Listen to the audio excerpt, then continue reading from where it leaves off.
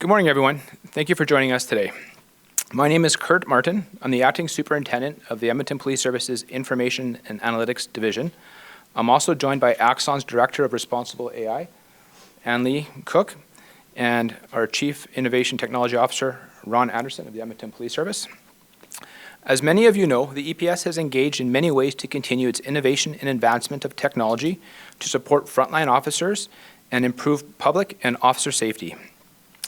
In March of 2023, the provincial government mandated body-worn video cameras for all police agencies in Alberta. Since our rollout of these devices in September of 2024, they have helped improve evidence collection, documentation, early case resolution, and successful prosecutions. Additionally, they have been instrumental in our ability to enhance transparency, public trust, confidence, officer accountability, and professionalism. Now we are taking the next step. This week, the EPS will begin a proof of concept testing to evaluate the technical performance of facial recognition-enabled body-worn video cameras. To be clear, this is not a continuation of the provincial government's mandate. The proof of concept is a limited testing period to determine the feasibility of facial recognition on body-worn video cameras and their functionality within policing. The EPS has partnered with Axon Enterprises Incorporated and will be the first police service in the world to test Axon's body-worn video camera facial recognition technology.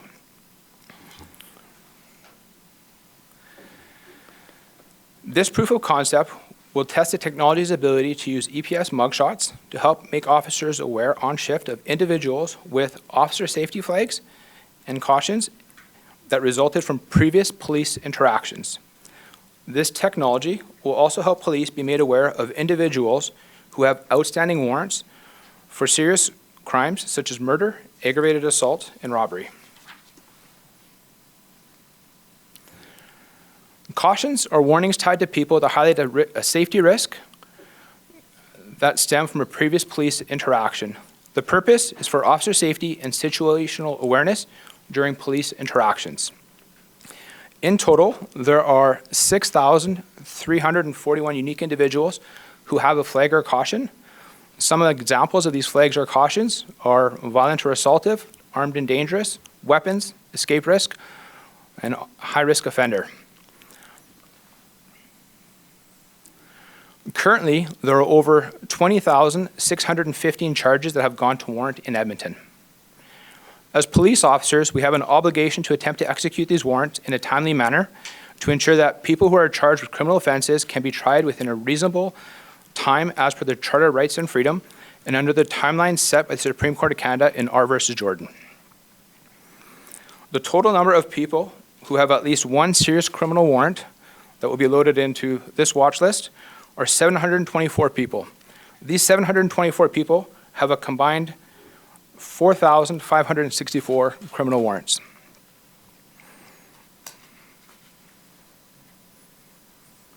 Starting as early as tomorrow, Wednesday, December 3rd, up to 50 police officers who are currently using body-worn video cameras will begin to use facial recognition-enabled body-worn video cameras on their day shifts for the remainder of the month.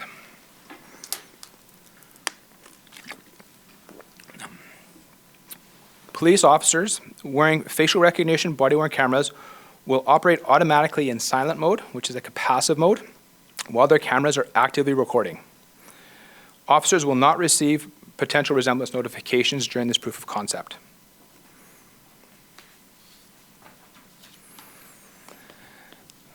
The facial recognition technology that we're testing on body-worn cameras works much like the system that we introduced in 2022 to help identify suspects from sources such as CCTV footage. It operates in a way that's similar to how we currently use our fingerprint identification system. Both rely on humans who verify the results. So over 30 years ago, we first introduced our automated fingerprint identification systems, which allowed us to take fingerprints that were developed at a crime scene and search that against our database in order to identify some potential matches. This is a continuation of that form of technology. I want to make it clear that this facial recognition technology will not replace the human component of investigative work. In fact, the resemblances that are identified by this software will be human verified by officers trained in facial recognition. Ultimately, our goal is to test another tool in our operations toolbox that can help ensure further public and officer safety while respecting privacy considerations. The Edmonton Police Service has submitted a privacy impact assessment to Alberta's Information and Privacy Commissioner to make sure this facial recognition proof of concept is fair and respects people's privacy and the law. I mentioned previously that our database contains individuals with previous officer safety flags and cautions that stem from previous police interactions. This means that facial recognition technology has the potential to make our officers aware of potential dangers that may cause harm to them or the public. Additionally, we would like to use this proof of concept to see if we can measure the potential operational impact under real-world conditions to evaluate what would be required to support the deployment of this type of technology at scale. Facial recognition on body-worn cameras is one tool that we are exploring to potentially reduce investigative timelines. If this technology can help us identify some of the suspects in our database who are wanted for serious criminal warrants, we want to explore that as an option. That's really what this testing is about. It's about empowering our officers to be informed about safety risks to themselves and to the public, as well as giving them a tool to help them in real-world operations in near real time. So with that, I'll turn it over to Ms. Annalie Cook, who will explain the technology a little bit, and after that, we'll do a live demo.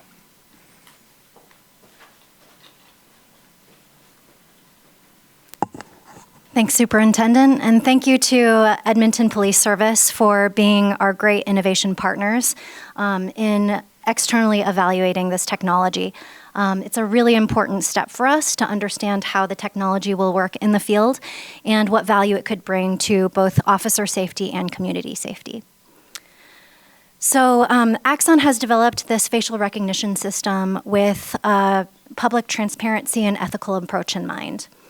The very start of the system really starts on the database upload.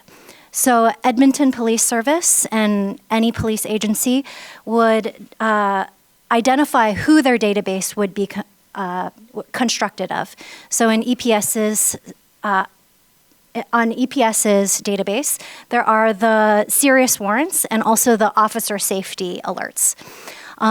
There are about 7,000 people in this database, and we really want to make sure that it's targeted so that these are folks with serious offenses who are uploaded into this database. So as a reminder, Axon does not have any kind of control to view, dictate, or even govern what kinds of people are uploaded into this person of interest database. This is entirely owned and operated by the agency themselves. Next up is the recognition model. So the facial recognition model is uploaded onto the AB4 body-worn camera. When officers are on the field patrolling, they might be patrol or beats officers, and as they're walking around on duty, the facial recognition system is not actively running. Only when it is in active recording mode, when they're engaging in an investigative or an enforcement-related activity, will they start actively recording, and then the facial recognition technology will kick on. Whenever a person is within about 4 meters, that's when a face is detected, and that face data is sent to the cloud to compare against the database of persons of interest. If it's not a match, then the facial data is immediately discarded. And if it is a match, then it goes to the next step of human review. So with the human review step, this is a critical portion of our facial recognition kind of end-to-end workflow. A potential system match will hit a trained officer, and they will be able to see if there's a potential resemblance between the two. So they'll be looking at the mugshot of the person in the database versus the live snapshot and see if there's a reasonable resemblance. If there is not, and it's a false positive, they can decline that match. And if it is a potential resemblance, then they can confirm it.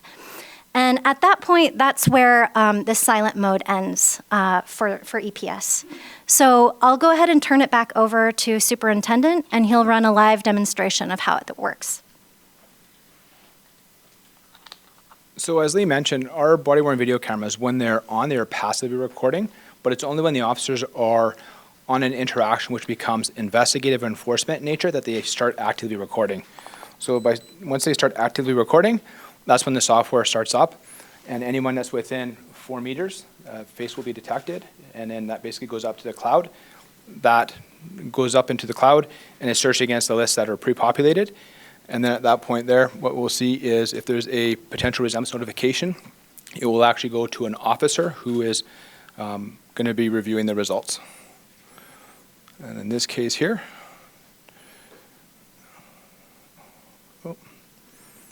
there we go. So we can see that the mugshot photo of Ann Lee here is on the left, and the image on the right is the image that was just captured through the body-worn video that's equipped with the facial recognition technology.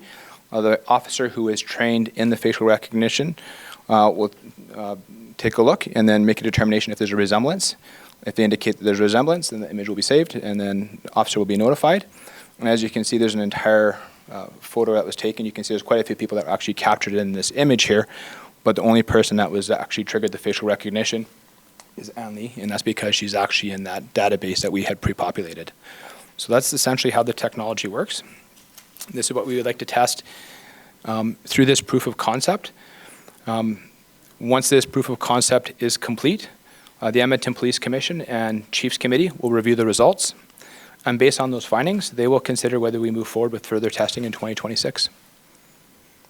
Thank you very much, everyone, and we are happy to take some questions. Just a reminder that we have a microphone at the back of the room. I ask that you line up and ask your questions there, and please kindly introduce yourself by name and by outlet.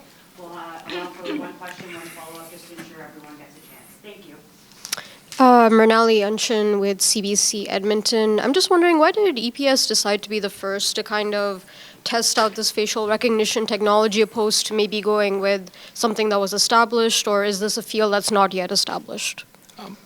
I can't speak for what exists out in the world. I know for Axon, this was a new product that they wanted to develop, and we had spoken with them. We are a customer of theirs through our body-worn video program, and it just seemed like a natural fit to try to be first and actually test out a technology that might, improve public safety and officer safety.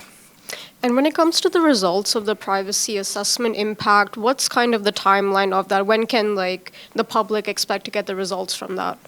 I don't know when we can expect to get results from the Privacy Commissioner. I can tell you that the privacy impact assessment was submitted, but in terms of their timeline to give us a turnaround on their assessment, I can't speak to that.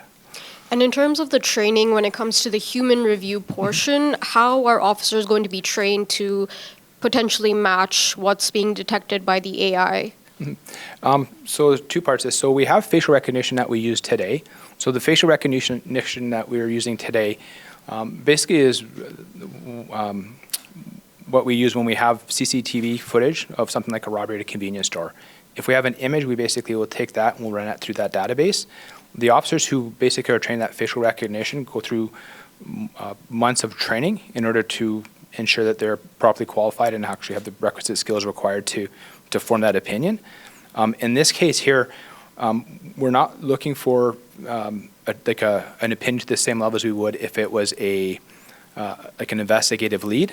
We're looking for someone who's trained in facial recognition, who has a foundational level, to very quickly at a glance take a look and determine if there's actually enough of a resemblance, and then basically would let the officer know in the field there's a potential resemblance. But we're not going to go that far in this proof of concept. This first proof of concept is, let's assess how the technology works today. Is it actually working as we hoped it will? And then from there we'll be able to assess if we would have executed more warrants than we potentially, if we would have executed the same amount of warrants that we potentially would have if we had been made aware of these potential resemblance matches. Hi there, Julia Wong, CBC National. We heard a lot of you using the word facial recognition, but I don't believe I heard either of you use the words artificial intelligence, and I'm wondering why that's the case. You know what? I'll turn this one over to Ann Lee.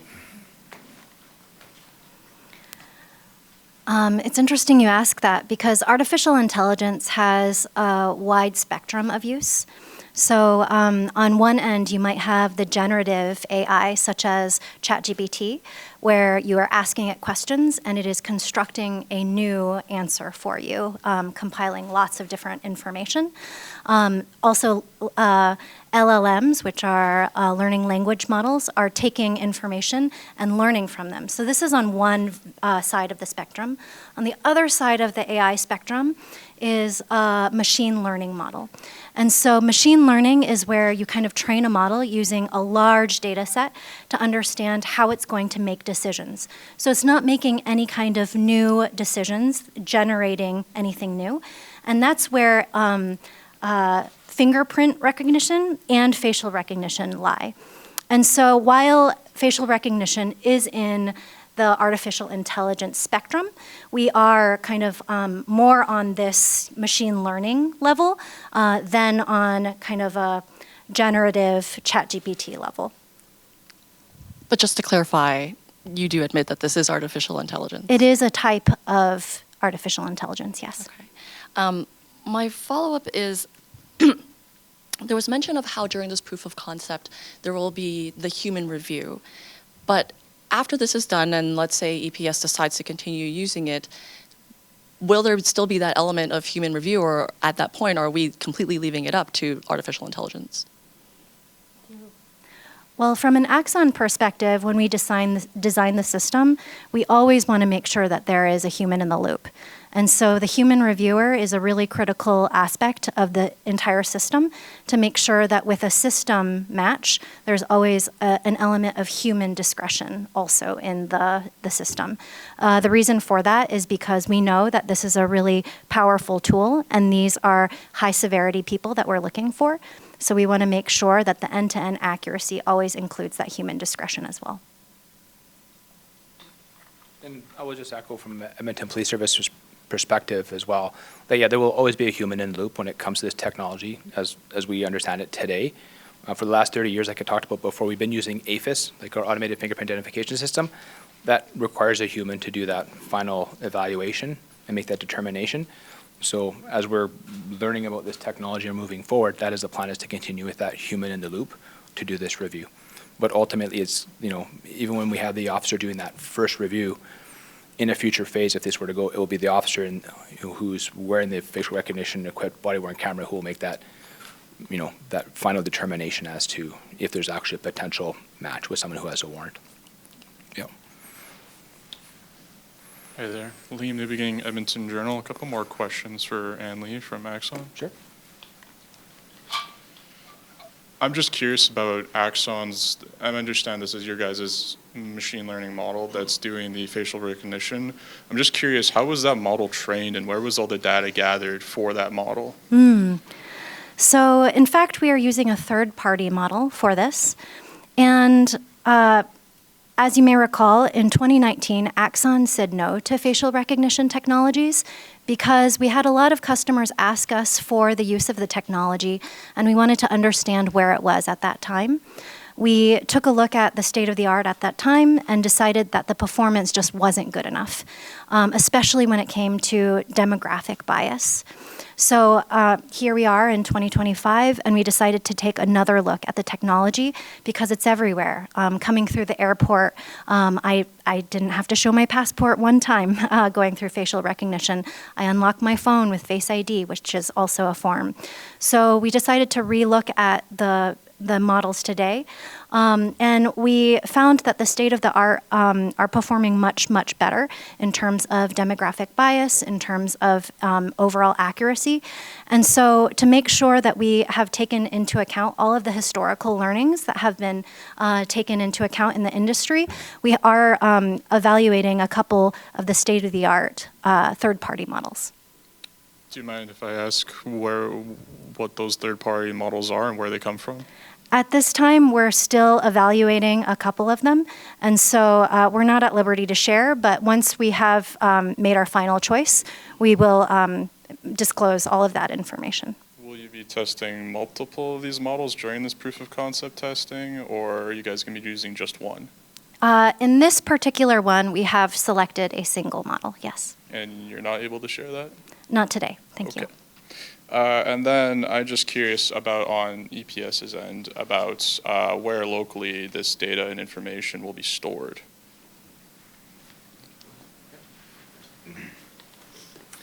So as Anne-Lee spoke about before, all the data that's put into the facial recognition database is controlled by the Edmonton Police Service. So it's in a cloud that's hosted in Canada. We have access to it. Axon does not. It's protected through encryption and all the rest of that kind of stuff, so it is secure. Okay. Yeah.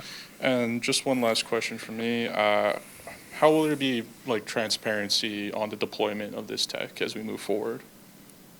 Well, the first part was basically informing all of you that this is a technology that we're looking at exploring. At this stage here, we're just evaluating it to see if there's potential applications, but none of the results of this during our first proof of concept will change police behavior. They're not even going to be notified about the potential resemblance notifications at all. So that's the first step. Before we actually go to any sort of other testing, if we decide to go down that road, we will come back and obviously have some, another media announcement and some public consultation, I would imagine, before we even go down that road. But first up would be our police commission and chiefs committee.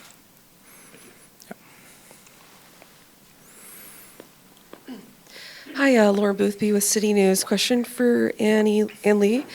So you mentioned your report in 2019 found that the technology wasn't recommended for body cams, and at the time it said it's not reliable enough to use. There was also a particular concern about the evidence for like people of color, essentially, and not identifying them the same way.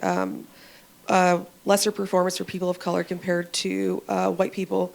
Has your technology improved that much that you can say confidently now that it does recognize fairly based on race? Those problems aren't there anymore?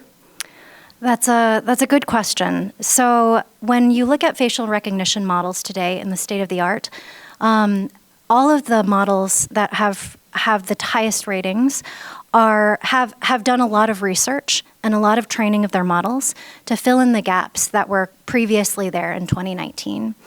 So there were gaps in both race and gender at that time. As we did our due diligence on evaluating multiple models, we were also looking to see if there was race-based differences. And we found that in ideal conditions, that is not the case. Race is not the limiting factor. Today, the limiting factor is on skin tone.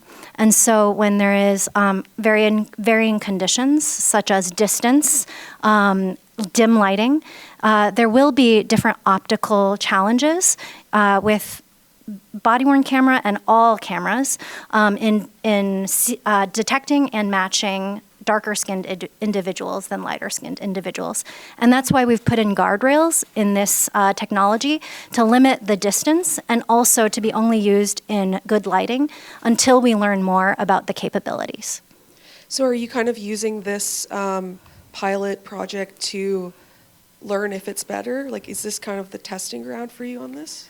So we have done a lot of lab-based testing and simulated testing, but this will be our in-field testing opportunity to make sure that the results that we have had match what we would see in the field. Yes. Okay. And for EPS question, given that there may be, privacy risks, the risk of like a false identification, what are and you also talked about the benefits. This is meant to like improve officer safety, right? Do you think that the benefits to the police outweigh the risks? I think there's definitely going to be benefits to officer safety, but also public safety as well. When we look at the outstanding warrants that we have in the city, there's quite a few, and a lot of those offenses that we're going to be populating into that list are for some very serious offenses. So I think there is a lot of value to this technology if it works as we hope it will. In terms of the potential of having like a misidentification, that's why we're basically doing this as resemblance notifications. It's going to be the officer in the field who's actually equipped with the body-worn video camera who ultimately will be the one to make the decision to say, yes, I received a resemblance notification saying that this person resembles someone who potentially has a warrant for aggravated assault or whatever the offense is. They will do their due diligence as they would today in order to establish identity and confirm that person has a warrant. And just to clarify how it works, the officer will get notified after the in-person, the human verification? If we get to that phase. So at this stage here, we're just basically assessing the technology. If we go down a further phase, that's when an officer would become made aware.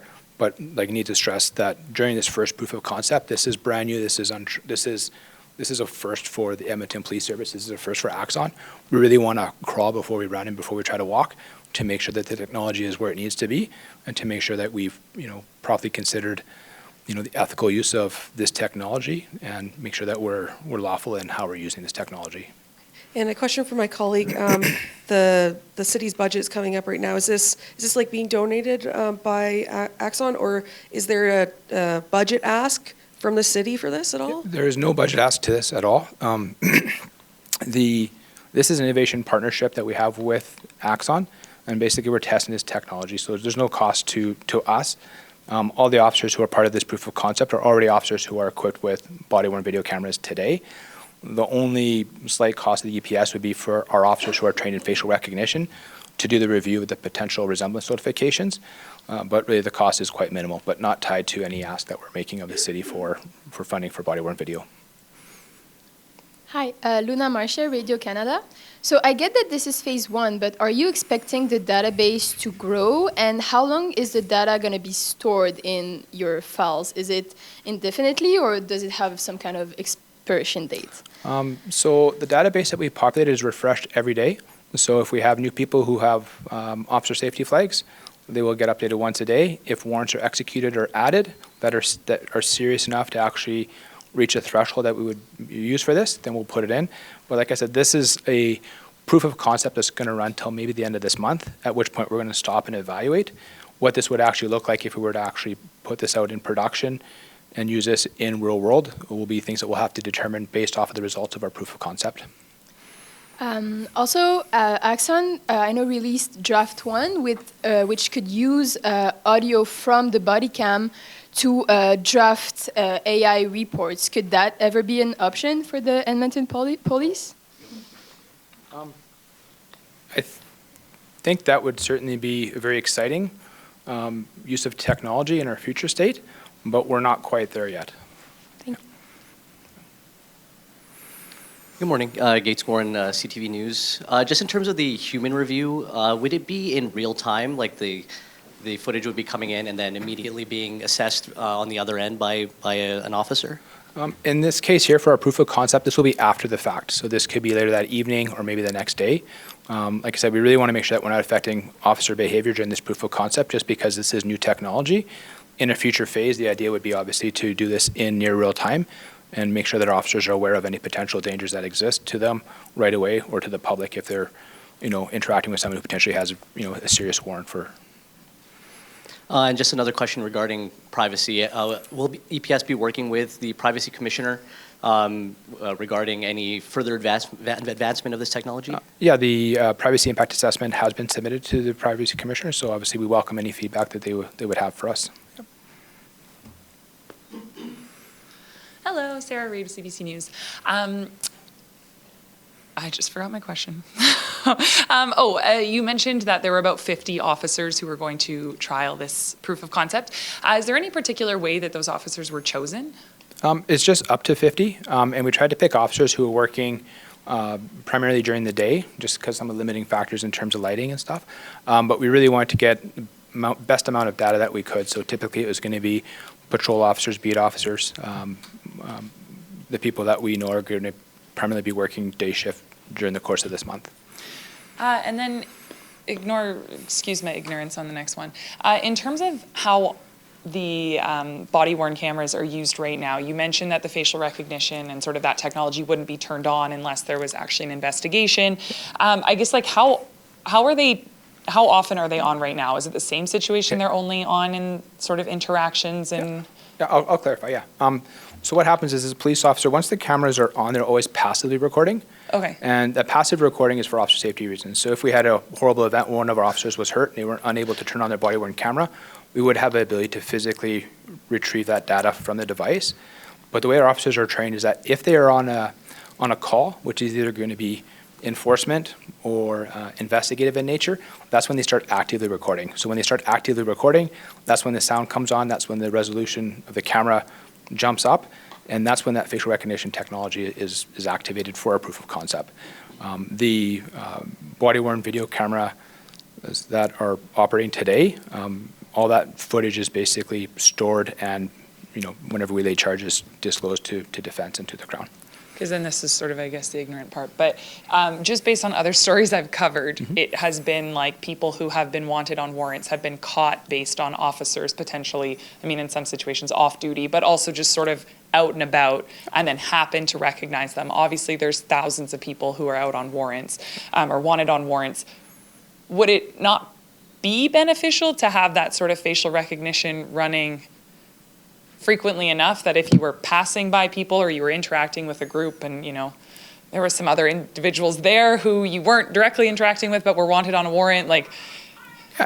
Yeah. That's awesome. No, it's a very good question. I think really as a police agency, we really want to respect individuals' rights and their privacy interests and stuff. So for officers just to simply go out and basically automatically capturing people's images and basically searching that against the database all the time, I think would be too intrusive.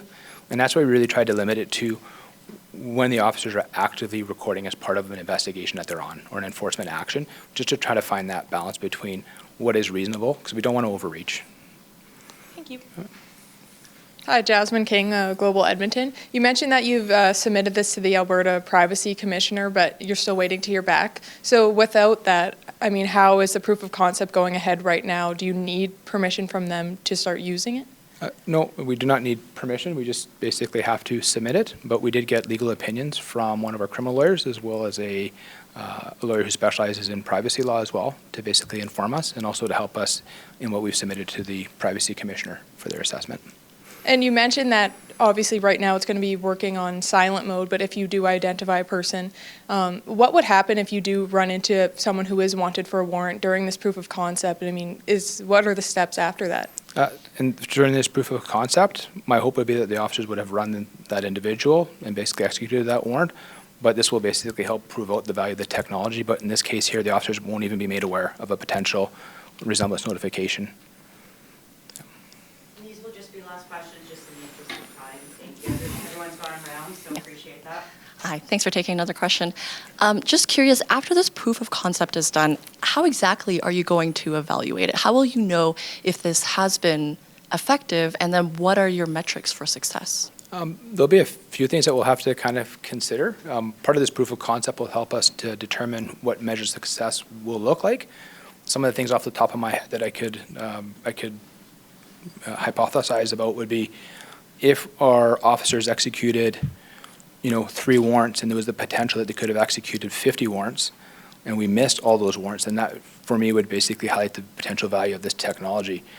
Another use case would be when it comes to officer safety flags, if we have an officer who's dispatched to an event and we have someone who's known to be armed and dangerous and be in possession of weapons through previous police interactions, one of the big benefits of this technology would be to allow our dispatchers to basically send additional police officers to that scene to make sure that officers are safe. So it'd be those kind of things. Those ones would be harder to measure, but some of the other things that we basically will be looking at is how well the technology works in Edmonton. Obviously, it gets dark pretty early here. Lighting conditions or cold temperatures during the winter time, all those things will factor into what we're looking at in terms of a successful proof of concept. Andy, do you want to add any? No? Okay. And then just quickly, you say the words artificial intelligence and everyone kind of gets a little bit nervous. What do you say to Edmontonians who are anxious about the use of AI in something like this? I think AI it's new, it's exciting in many respects. In some ways it can be very scary because it is new. For us, like Andy talked about, this is more along the lines of machine learning. This is, in my mind, something that's very similar to automated fingerprint identification system that we've been using for like 30 years. It just takes it to a different level. We're now using faces instead of fingerprints left by criminals at crime scenes. So it's a different use of similar technology, but it does obviously fall under the artificial intelligence realm. Last question. Thank you so much. Just to clarify, could this be used in ongoing investigations? Through our proof of concept? Yeah. No. Okay, No. cool. And is there like a margin of error, or is that going to be tested during the... Yeah, as with any kind of facial recognition technology, we know that there's going to be some kind of false positive rate. The real proof point is to understand how it operates in the field versus what we've tested in the lab. But because any system would potentially have a false positive, whether it's 1 in 10,000, 1 in 100,000, 1 in a million, we really want to make sure that that human is in the loop. And in our case, we're really excited to have the kind of facial recognition trained folks who are having our back on this one, so that the risk of misidentification is low as we learn more about the model. Thank you very much, everyone. Appreciate